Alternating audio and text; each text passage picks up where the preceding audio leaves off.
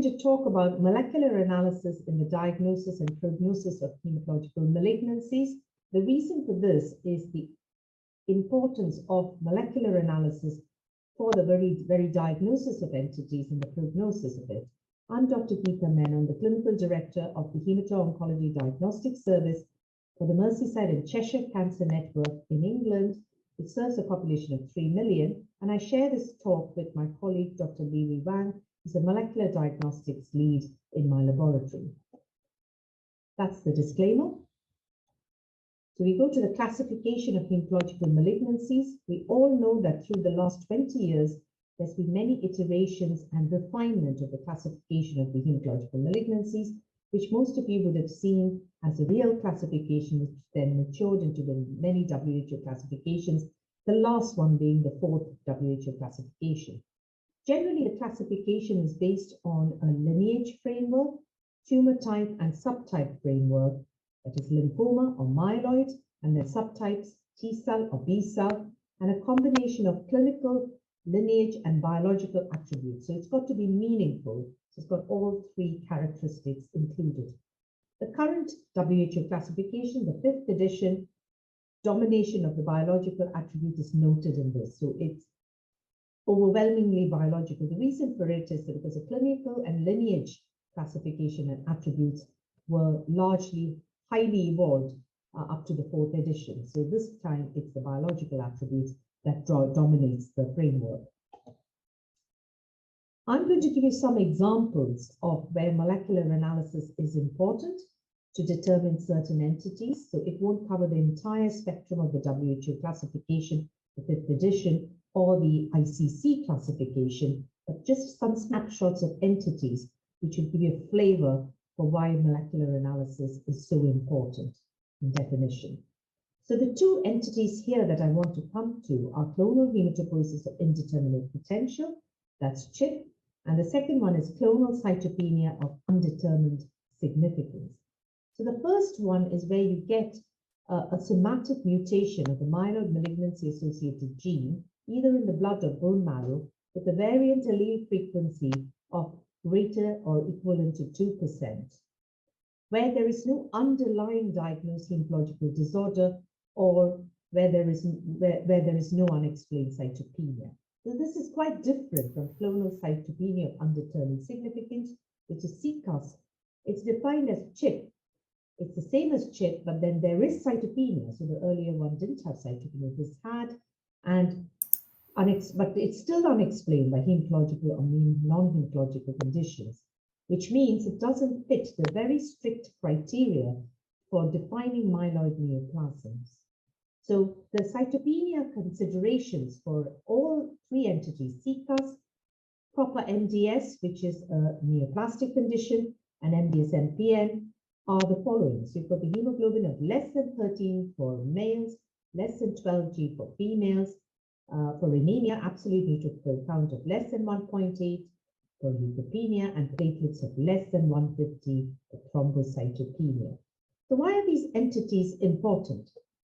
So if we look at the picture here, you can see where CHIP progression increases with age. So you can see an incidental mutation at the bottom left corner where there's no CHIP. So you have an incidental mutation and you have CHIP. So you've got a low variant allele frequency of a myeloid-specific gene. So you've got this CHIP clone going there, and this can then go on to further incidental mutations, which can then progress to a myeloid neoplasm, or you can have clonal expansion. So you see clonal expansion of the same gene, as you see in the second picture on the top on this graph, or it can just stay as it is, so no progression. So it just has a low variant allele frequency CHIP, or it can disappear. So you can disappear and you can find that it returns to no CHIP. So why is CHIP important? Because if it's progressing with new incident mutations and clonal expansion, this can be a precursor to myeloid malignancies. This is a great conundrum for clinical practice because of the reason that some of them may not progress, as you see in the slide, or some of them may become extinct, as you see in the slide. Therefore, it may not progress. So what do you do with these patients? And do you monitor them? is the question, and nobody really has a clear answer to this. So it may be the type of mutation that's present, and maybe on sequential samplings, and where you can see high variant allele frequency, or new mutations, additional mutations, as you see on the top figure, in the green and the orange. Those may be the patients to monitor.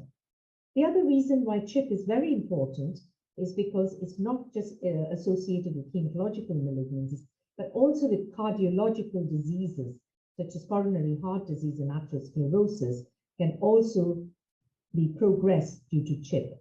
So if you read up a lot of publications, there are a lot of publications in the literature that look at CHIP in that context and where it's very relevant. So the genetic analysis of CHIP is quite important, not just for hematological malignancies and their progress, but also in other areas such as coronary heart disease.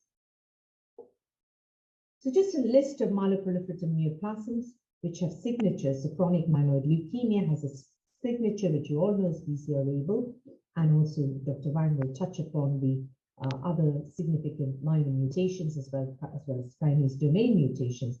There's treatment resistance, and then you've got a set of myeloproliferative disorders such as polycythemia vera, essential thrombocythemia, primary myelofibrosis, and I will read out the rest, and some are myeloproliferative neoplasm not otherwise specified. This is in the 5th edition of the WHO.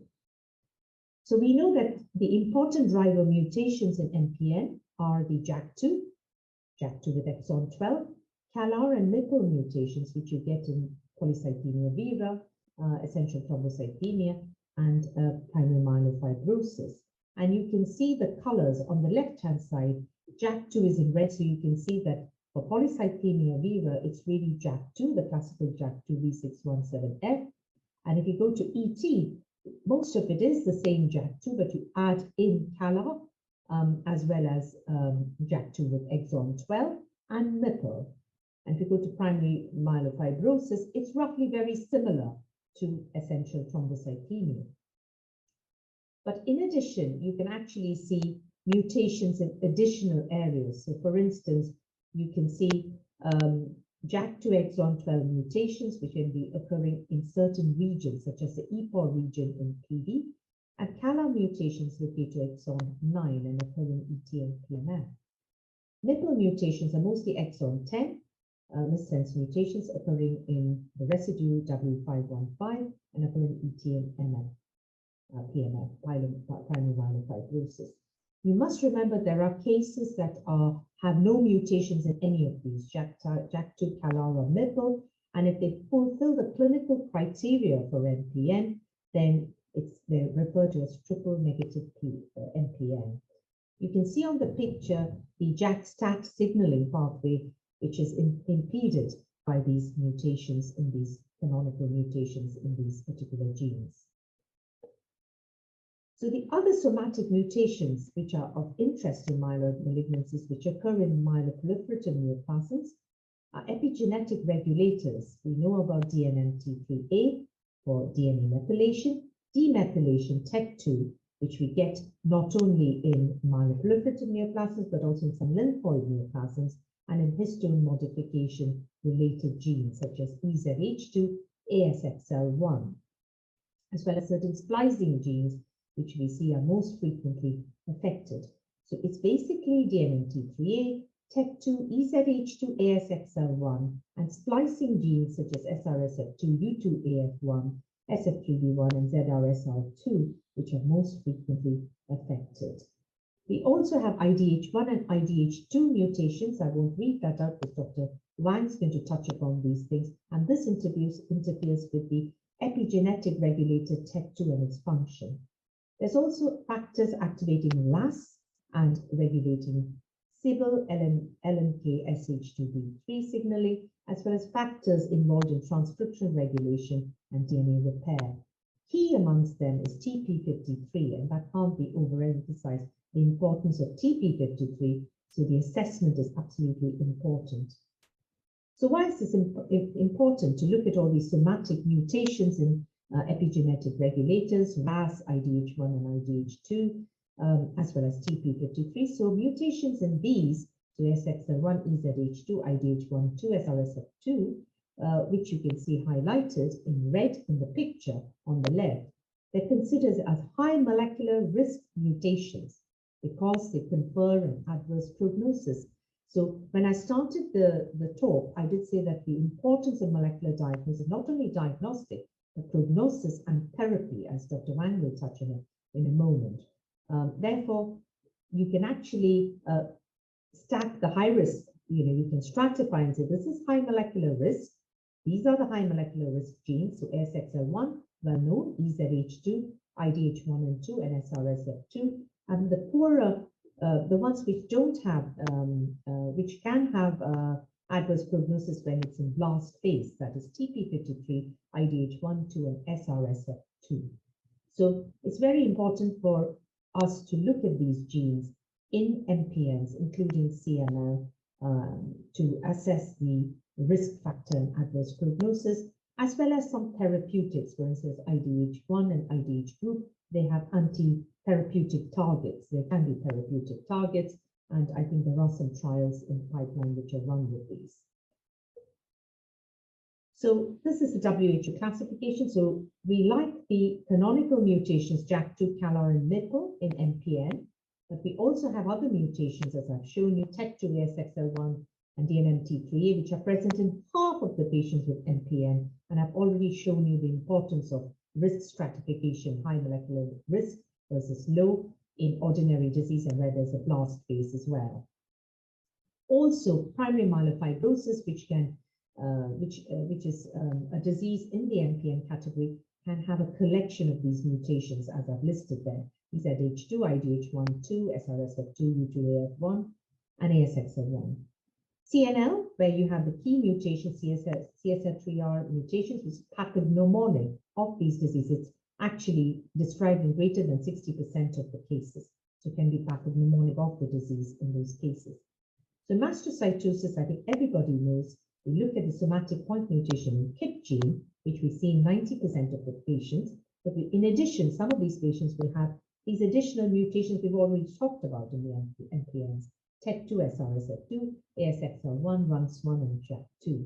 As you know, many of the cases of mastocytosis are often associated with associated other hematological neoplasms, other MPNs. So this shouldn't be a surprise in these cases. So if it's not seen, it could be that it's evolving and you may see that. So NDSs, the reason I'm focusing on the myeloid area is most of those changes in the WHO are really in the myeloid areas in terms of classification. So MDS with low blast and isolated 5q stays the same. But MDS with low blast and SF3B1 mutations now classified as MDS SF3B1, necessitating identification of that mutation to call it that entity. So it's become a separate disease entity. You also have MDS with biallelic TP53 activation. As you can see now, this is an entity and it will supersede MDS 5q and MDS SF3B1 if present. So clearly you do need the analysis of these mutations, somatic mutations in these various genes that we've talked about to actually classify disease, because they have a clinical meaning, as I've already alluded to earlier. So if you look at this list, I'm not going to read this out. I've just put this down to show you the importance of the rearrangements, the RNA rearrangements, RNA panel that people use. The AMLs are mostly defined by their molecular fusions or rearrangements, as you see here. In fact, AML with SEPCA and NPN1, crucial molecular signature, that mutation, and also for monitoring disease. So the mutation enables us to monitor the patient's disease after treatment to see how they've responded. So it's critical to the diagnosis, monitoring, and even outcome of these diseases. So to touch upon lymphoid neoplasms, I think all of you know about high-grade lymphomas, diffuse large B-cell lymphomas, and the numerous conundrums with MYC rearrangement, partner of the MYC rearrangement in the new WHO classification, as well as in the numerous publications. So I thought I would touch on another disease here rather than diffuse large B-cell lymphoma to give you a flavor for why genetic signatures are important. This is because for a long time we've just known marginal zone lymphomas, which is a low-grade B-cell lymphoma as an external marginal zone lymphoma, either in the eye, the stomach, associated often with autoimmune disease or with infective agents such as chlamydia or borrelia. More and more studies have been done, and actually you can see the clustering of the stomach, lung, ocular, neck, and salivary gland with the typical translocations, or rather fusions, and mutations that are listed. So BERK3 MALT1, IGHBCL10, IGH-MALT1, as well as single deletions of TNFA-IP3, which you also get in primary mediastinal lymphomas, MYD88 mutation, which you can see too.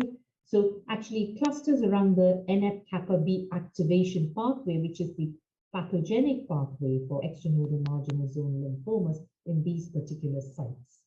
But note how it's different in the thyroid. So in thyroid, you've got just these single mutations, and it's a mixture of enhancement of G protein mediated signaling and reduction of co-inhibitory regulation to T helper cells. It's quite a unique signature.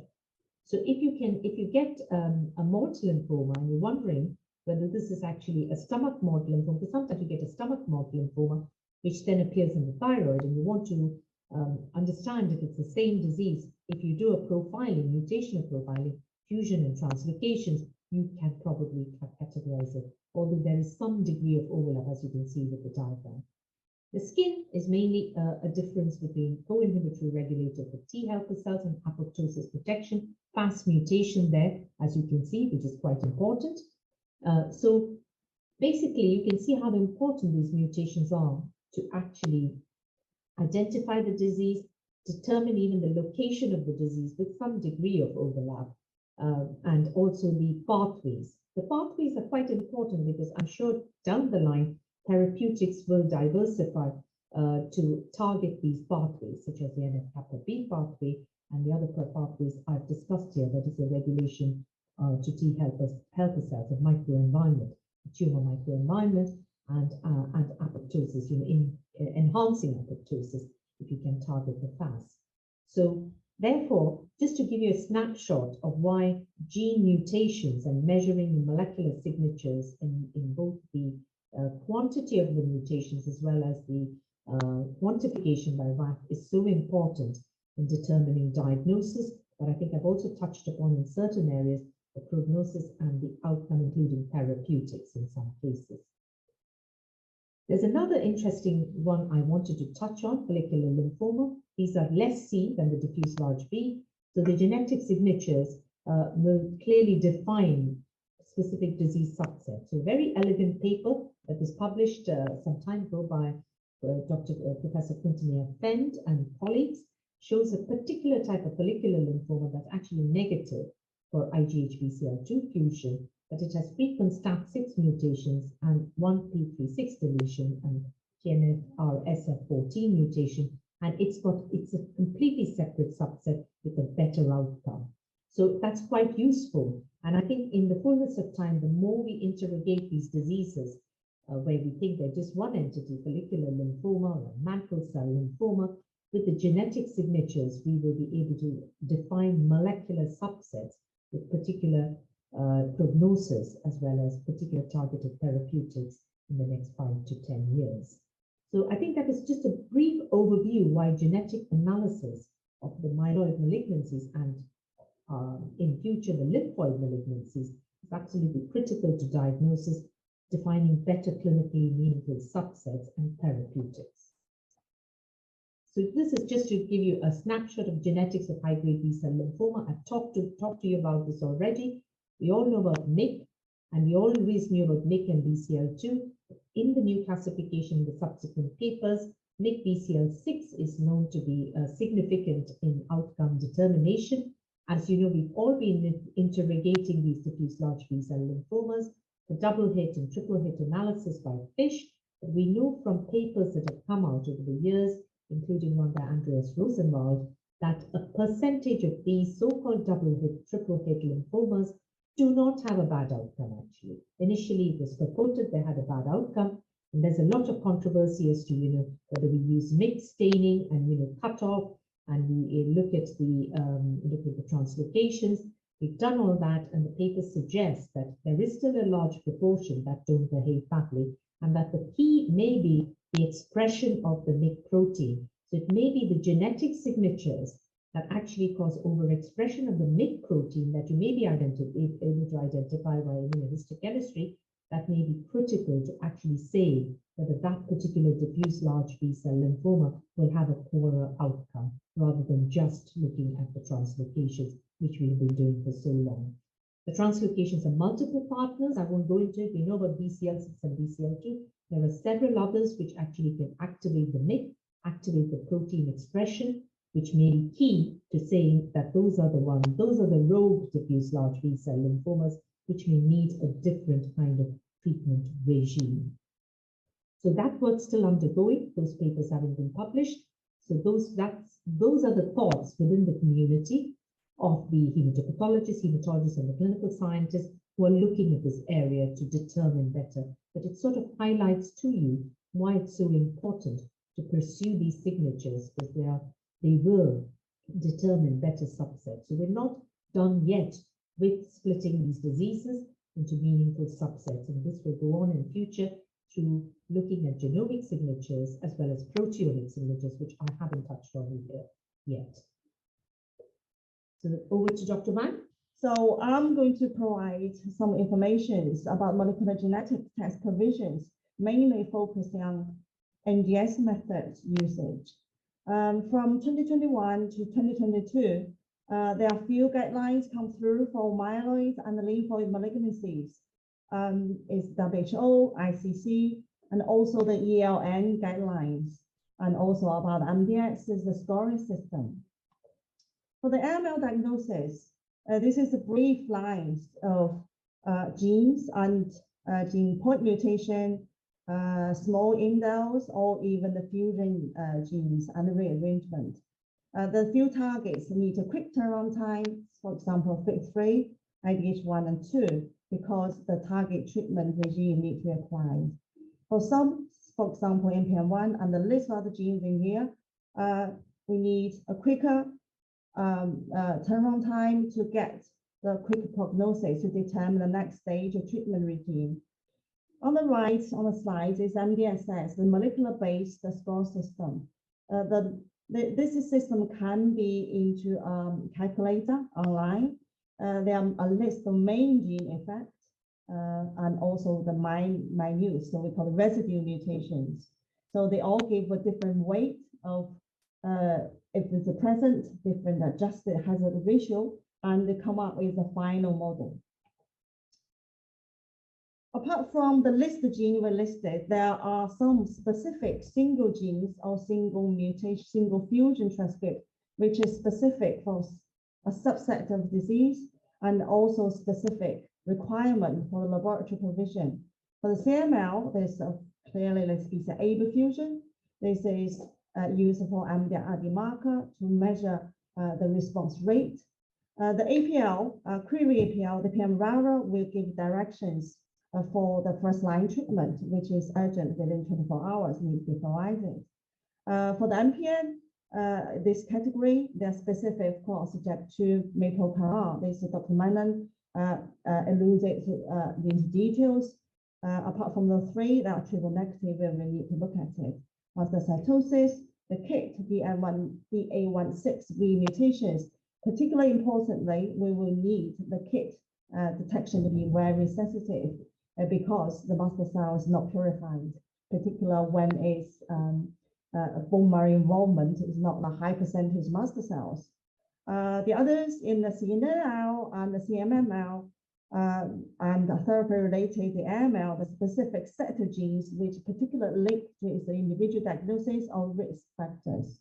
For therapy-related AML, there's a PPM1RD, a TP3, and the RARA CAMT2A, there's translocation and point mutation, particularly linked to this subset.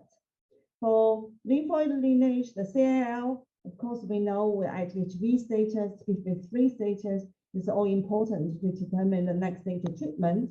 And also, the treatment resistance will relate to BTK, PLCG2, and BCL2 mutation status. For the LPL state, the differential diagnosis, MYD88 and CXCR4.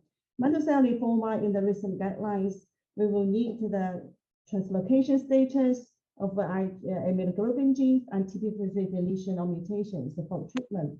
Hairy cell, as we know, as a signature mutation will be RAF mutation.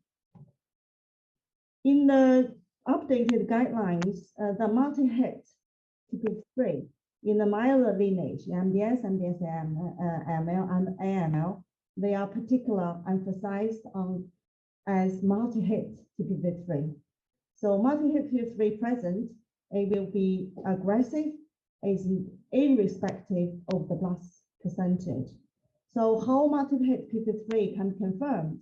First thing is if there are two distinct TP53 mutations with allele frequency greater than 10%, very likely they are sit on the different alleles, which means two alleles TP53 were affected. Or if one allele has TP53 mutation, a single TP53 mutation, if this allele frequency is greater, that means most of the TP53 function is lost.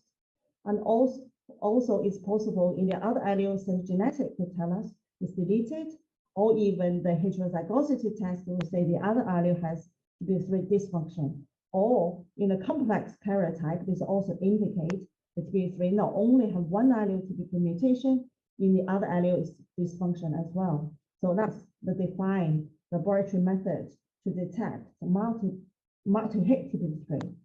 So between the multi-hit TP53 and the monoalletic TP53, in AML, monoalletic TP53 is still a poor prognosis marker, but in the MDS, if it's compare monoalletic and also multi-hit. Now, multi-hit TP53 in MDS give you a much worse adverse effect. To refine MDS prognosis, FT3B1 mutation has been in the research area a long time, and now from the updated guidelines, generally SF3B1 is still associated with favorable outcome. However, it's not straightforward, just clear cut with the mutation. So there are three groups now defined, A, B, C. So SF3B1 5q is with the SF3B1 mutation with isolated deletion 5q. The B group is SF3B1 is concomitant mutation with BCOL, BCOL-L1, and RAS-1, SRSS2 or step 2. There's another group called 1A group. This is the group with any other SF3 mutation, either at its own or is linked only to DNMT3A, TEP2, or XS1, either three the chip markers. So the favorite outcome now is defined only correlate with the A group, so SF3B1A group, not the B group or the 5q group. And this is independent of blast level or any other hotspot mutation profile we notice. Another update recently about DDX141 mutation. It is not conclusive yet, but very interesting is the area to watch. DDX41 mutation is the most frequent identified mutation in myeloid with a genetic predisposition. So it's linked to lifelong risk of myelomalignancies. It can be affected by germline or somatic mutations. Most germline mutations are different location from the somatic mutation. Of course, from like allele frequency, we can we can have an idea what it's like. However, if a germline mutation is most likely is the upstream, the helicase 2 domain, or even at the start codon. But somatic mutation, very likely a bit downstream, is within the helicase 2 domain. DDX41 mutation most likely are in the normal karyotype. They are concomitant to other mutations, XL1 to TP53, and TEP2, EZT2, SRSF2, and the MT3A. About these effects on the AM-MDS survival, at the moment, the result is conflicting, so still more research to be done there. It's the same for the response to standard care treatment. So far, there's no randomized trials yet. It's been noted this sporadic report for the mutated case, it may have superior response rate. This is for DDX41 at the moment, clinical testing wise, it is important for us to identify it when there's a transplant, stem cell transplant. So we want the donor is free of DDX141 mutation. So the donor all need to be tested. And then that leads to the question of, do we need surveillance and family screening if it's such high percentage and such high risk? At the moment, there's no specific guideline. It's a very hot area to be watched on. In England, we do have a network of genomic laboratory hubs where liaise together to collect these cases, either the mutation, either germline or somatic, and linked to their clinical outcome. Do we do the carrier surveillance for older age population? It's all a question mark. Another thing we would like to mention is DDX141 mutation. The disease is affected on not only the myeloid neoplasm, it's also in a lot different categories of lymphoid lineage malignancies, CLL, multiple myeloma, Hodgkin's, and non-Hodgkin lymphoma. In terms of testing wise, an NGS-based target, for RNA target that's separate from the DNA target we mentioned before. These are the list for different lineage, particularly is the AML and different mixed lineage, acute leukemia, or the BAL, and the others are listed here. So this is, I wouldn't go to the list of it, just show it is important to define these disease diagnosis and prognosis. When we have the test, particular NGS test base, these all need to be considered in the panel. In the germline predisposition target, there are a variety of lists that are linked to different subtypes of predisposition of different syndromes. I'm listed here in the AL with germline predisposition and the GMML, the FF1, SIBO, PAX5, ACZ1. So this is in additional to the ICC and WHO guideline from 2022. The European Leukemia Net also has updated guidelines about AML risk stratification. This is down to very details, but quite few changes coming from the research and the trial data. First thing is the FLT3-ITD, the allergic ratio. In the last guidelines, both in the WHO, ICC, or the LN guidelines, the allergic ratio FLT3-ITD has been considered as crucial for the risk classification. And now is no longer is the case, it's updated. AML with FLT3-ITD is considered as intermediate risk group, a relevant age respective allele ratio, all the other mutations such as NPM1. The reason for that is the FLT3 inhibitor use is quite effective in subgroup of patients that has improved the outcome, hence it is the intermediate risk group. The AML with the myelodysplasia related gene are now categorized in the adverse risk group. So we have the intermediate risk group split furthermore. We identify even patients with poor outcome. So there's a long list here I wouldn't read through. People who work in this area will be really familiar with these genes. In terms of the NPM1 mutated AML, the previous guideline probably focused on NPM1 mutated without FLT3 a bit more. However, now NPM1 mutated AML, if there's adverse risk, cytogenetic abnormalities, they are pushed over to the adverse risk group. The CBPA has been in area for a very long time. Previous guidelines always focused on a few research trial papers about CBPA, biallelic mutations correlate with a favorable outcome. However, the most recent guidelines based on the research progress is being the BZ mutation CBPA in this specific area, it conferred a favorable outcome. It's irrespective of their biallelic or monoallelic. And they are further defining some genetic abnormalities in the adverse risk group, particularly the location involved MECOM genes, or with the KAT6A and KAT BP gene fusion. And this is another change, is a hyperdiploid karyotype and no longer considered as complex and no longer considered as adverse risk. So if we use NGS technology to do the molecular test, what is required? Of course, first thing is the panel. Are we looking for pan-hemo panel, which means have a lymphoid and myeloid? There are pros and cons about all these points I'm going to discuss on this slide. If it's a pan-hemo panel, will be comprehensive, one go, one test. But the downside will be sensitivity might be not as you required. And the second one, the limit panel or comprehensive panel. The limit panel would be the quick and cheap options, a quick turnaround time, yes. But comprehensive panel will be can give you one go or comprehensive.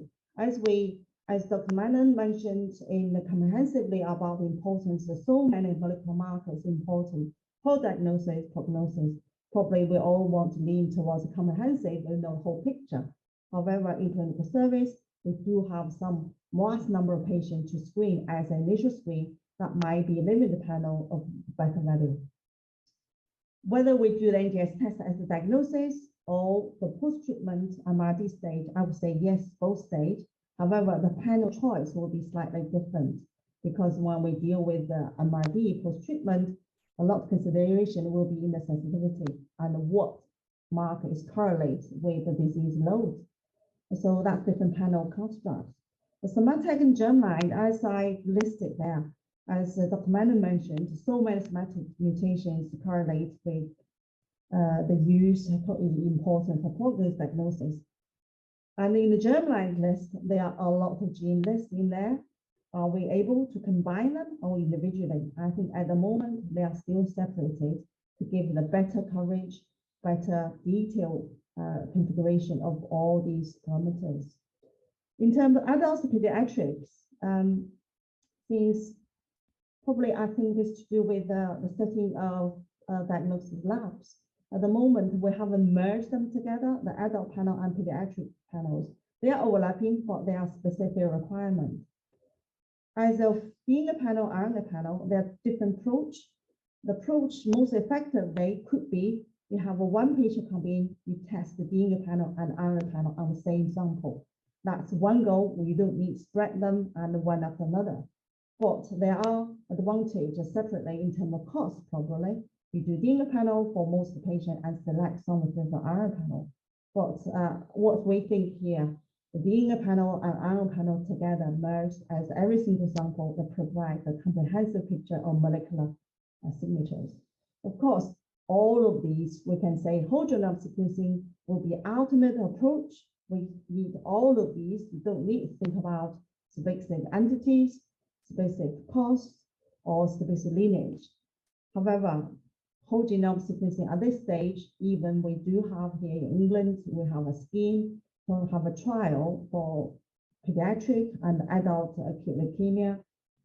At this stage, the trial stage, we still need validations, we need infant turnaround time, and have the cost coming down as well. So when we have a molecular test for specific panel, we decided what to do. And the next step is we're going to choose what gene in the panel or what region they are panel. You can never have a simple approach as the whole genome sequence just for everything to test at the same time. You have to choose as a panel. So what is hotspot? Is it hotspot we need? Is it full gene we need?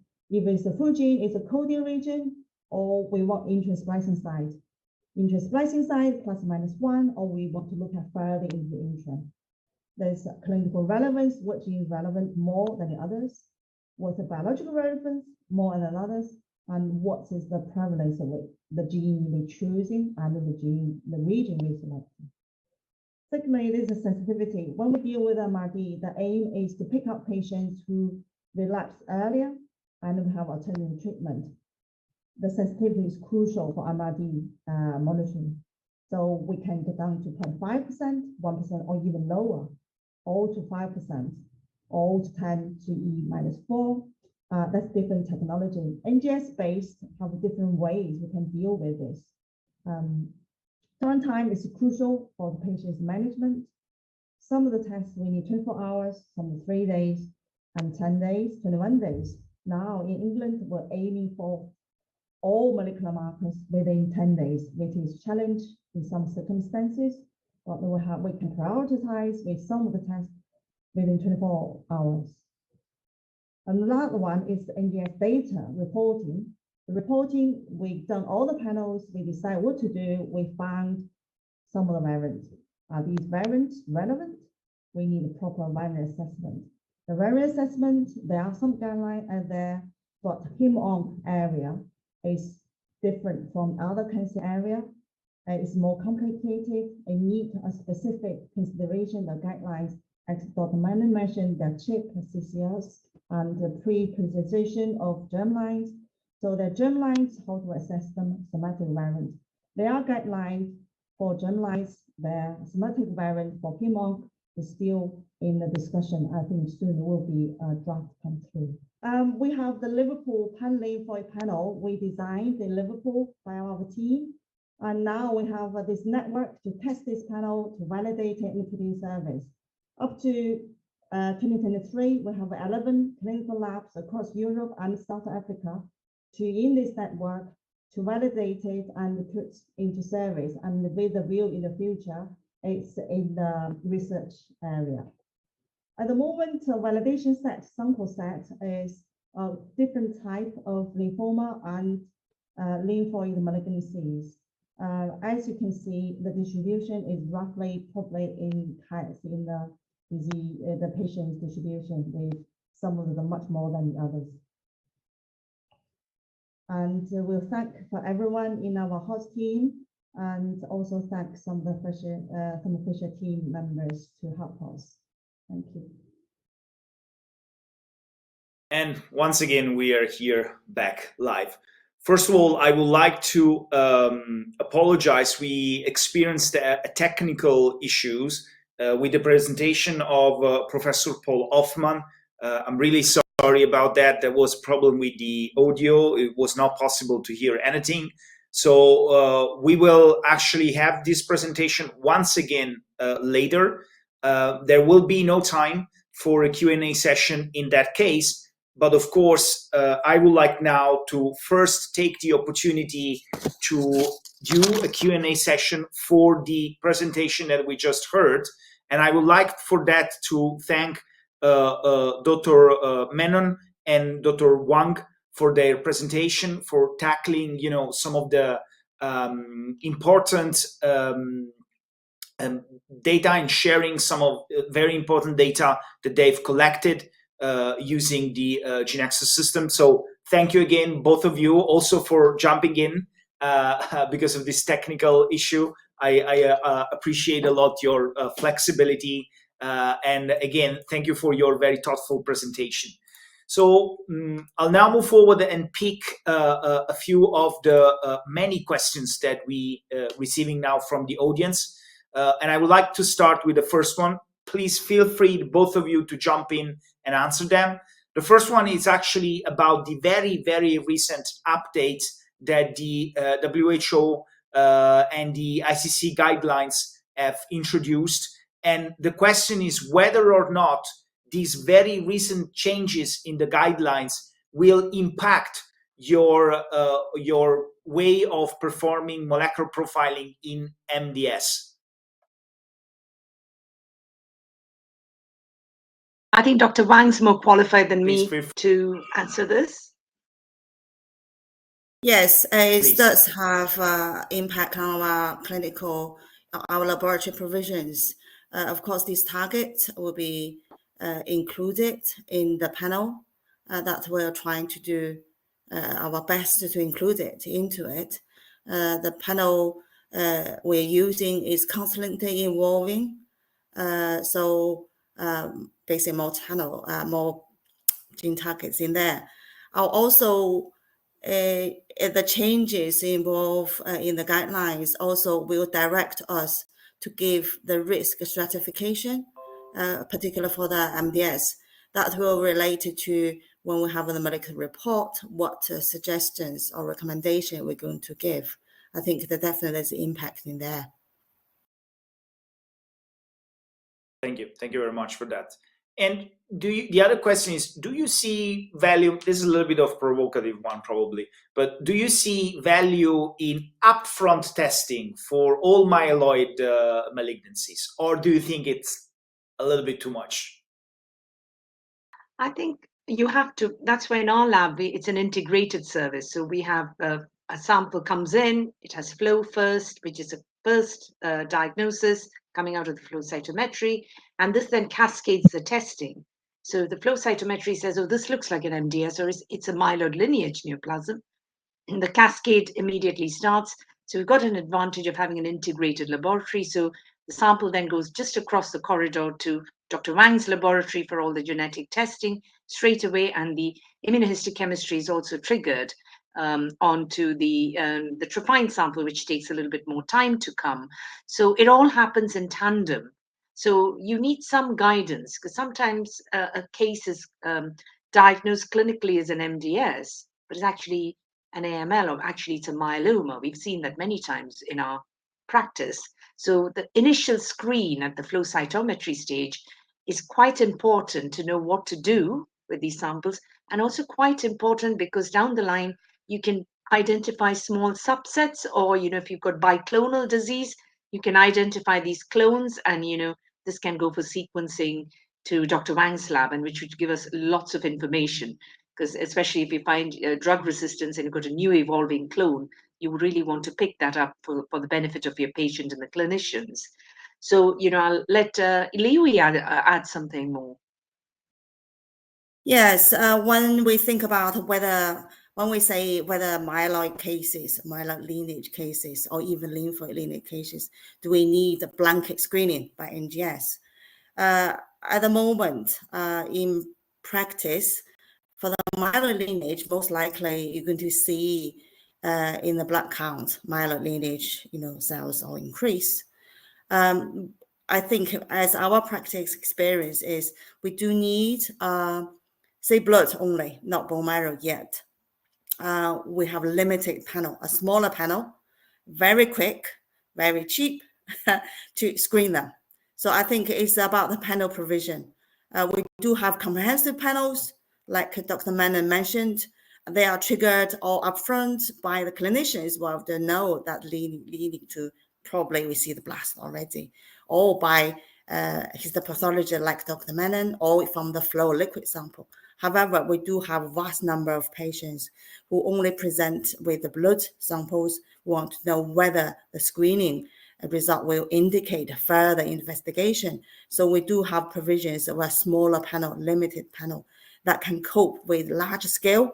Of course, we need the proper platform to cope with it as well, quick and large scale platform to deal with this vast number of peripheral blood screening. I think they still offer values by NGS method, but it's the choice of panel itself and the platform itself. Well, thank you very much. You also answered to the next question which just came in, which was about either bone marrow or blood. So we will skip them, but thanks for tackling them. I think we have one very last question. Again, feel free, both of you, to jump in here. And in your opinion, at what stage of treatment do you think that the molecular profiling should be repeated for TAML? So, and do you think that, because that is eventually the answer, is there a direct link? Or you might have seen some of the presentation before from solid tumor. There seems to be a very direct link, from between the moment when the diagnosis is effectively done and the outcome of patient. But you see here the possibility to try to establish a link as well, to really prove that diagnostic has a direct impact on patient outcomes. I think the presentation we mentioned actually shows several entities where we know if they've got, as I said, the stratified molecular risk mutations. If they are there, then it's proven through research and the literature and the WHO, ELN, and that they will have an adverse prognosis. So I think that's possibly mostly done on the myeloid side. It's probably less so on the lymphoid side, but as I said, it's going to come through more. I think the difficulty with the lymphoid side is most of our samples are in FFP tissue, and that makes it much more difficult to access tissue easily. And you can't do it like blood and have a quick screen of it. But down the line, I think we're going to get more literature on this. Because the way we we can actually extract molecular signatures from FFPE will improve. There'll be better platforms to do this and automated platforms.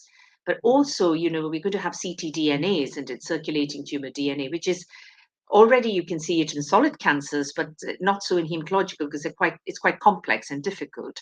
But I think there's a lot of activity on the ground where I think samples are being collected for ctDNA, and you may find that actually this is possible to do, even to detect new clones or, you know, biclonal disease, or, you know, you've got beautiful, elegant papers on plasma cell myeloma, which shows you the clones change, you know, and that's why you find it difficult to treat that disease. So, you know, I'll pass to Dr. Wang. Yeah, you mentioned the TAL. This is, acute leukemia lymphoid lineage again. I think our presentation, probably because the time limit about the lymphoid lineage, particular the laboratory provisions, was not completely presented here. For the lymphoid lineage, including lymphoma, of course, including the AL, particular TAL, probably there are more even markers need to be investigated. So we do have a panel. It's a pan-lymphoid panel, including all the lymphomas, including the ALL. As when to test them, of course, diagnosis will be tested with a broad spectrum of markers, DNA markers, for us to look at them. Post-treatment for the ALL is easier, sample-wise is easier to get. I think it's not only about the T cell, TCR as a marker, as MRD. There can be more marker to be tested when there's a query relapse or the query clonal evolution. So the pan-lympho panel, we call the Liverpool pan-lympho panel, is of great use not only in the TAL, probably BL, particular for the lymphoma, so many different type of lymphomas for the diagnosis and also for the investigation. That will be of interest for all of us here. Even the presentation, probably due to time limit, we didn't see it. We'll open for any further investigations or research collaboration. So myself and Dr. Menon are there for everyone to contact us to explore the lymphoid site malignancies. Yeah, I think the pan-lymphoid panel is a very exciting development that we've actually spent a lot of time designing. So I think there'll be a lot of potential for research collaborations on it. So, you know, please feel free to contact us.